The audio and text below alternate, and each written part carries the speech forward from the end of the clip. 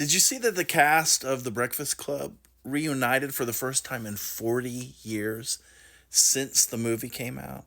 Which I don't see how that's possible because the movie came out like 10 years ago. At least that's what I choose to believe.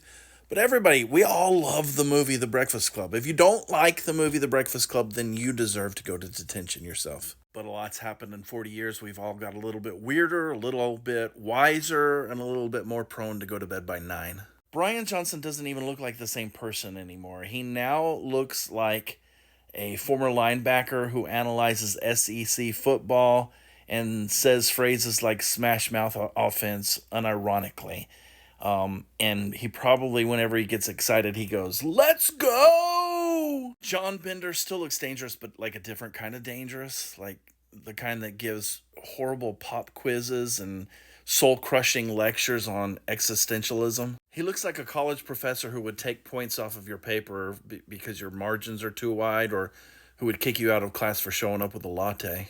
Andrew Clark really doesn't look that much different. He just looks a little bit older and looks like he'd probably be played by Martin Sheen now, maybe in a heartfelt drama about aging athletes who cry at commercials. He kind of gives off I peaked in high school energy, but in a warm, hug your kids kind of way. Ah, Claire Standish. I used to have the biggest crush on her, and she's still stunning, but she looks like someone who would be on Dance Moms and would be screaming at you, "You call that a cha cha?" While she's wearing like a rhinestone jumpsuit and holding a Starbucks venti like it's a trophy. And Allison Reynolds, she no longer looks goth. In fact, she looks like someone who would cross the street if she saw goth teens walking her way. You know she sells essential oils and she decides what she's going to eat every morning by looking at a Pinterest board.